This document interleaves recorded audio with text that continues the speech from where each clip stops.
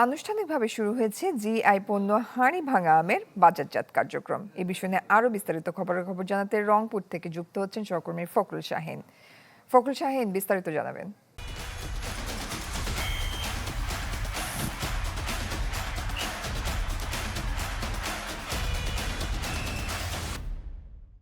জয়ী, এখন রংপুরের পুরো শহরের মোড়ে মোড়ে এবং বাজারগুলোতে হাড়িভাঙা আমে কিন্তু ছেয়ে গেছে এবং হাড়িভাঙা আমের যে মিষ্টি সুবাস সেটি কিন্তু রংপুরের মানুষ পাওয়া শুরু করেছে। গতকাল আমরা দেখেছি যে আনুষ্ঠানিকভাবে এই হাড়িভাঙা আমের উদ্বোধন হয়েছে।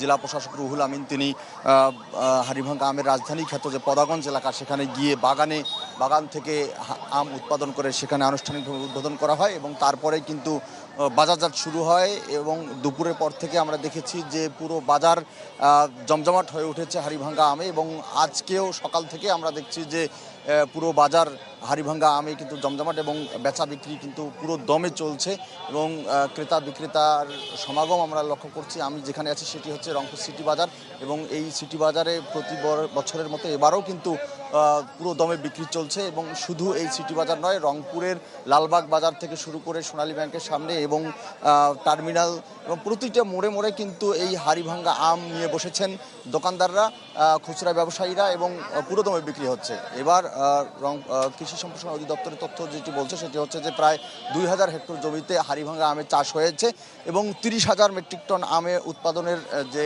সম্ভাবনা লক্ষ্যমাত্রা সেটি কৃষি সম্প্রসারণ অধিদপ্তর বলছে যে অর্জিত হওয়ার সমূহ সম্ভাবনা রয়েছে এবং 300 কোটি টাকা আম বিক্রির কিন্তু সম্ভাবনা তৈরি হয়েছে। এবং আজকে আমরা দেখছি যেহেতু শুরুতে হাড়িভাঙা আম উঠেছে এবং আজকে বাজার খুবই সুলভ মূল্যে বিক্রি হচ্ছে। আমরা যারা ব্যবসায়ী আছে তারা বলছেন যে আজকে পাকা আম 20 টাকা কেজি দরে বিক্রি হচ্ছে এবং কাঁচা যেগুলো আম সেগুলো 30 থেকে 40 টাকা কেজি দরে বিক্রি হচ্ছে এবং তারা আশা করছেন যে হয়তো এক সপ্তাহ পরে এই আমের বাজার বাড়বে এবং তারা ন্যায্য মূল্য পাবেন। এবং কৃষকরা বলছেন যে যেহেতু এবার একটু শিলাবৃষ্টির কারণে ফলন কম হয়েছে সেহেতু আমের বাজারটি যদি ভালো না হয় তারা লোকসানের মুখে পড়বেন। তো এই ছিল এখানকার সর্বশেষ। জয়ী।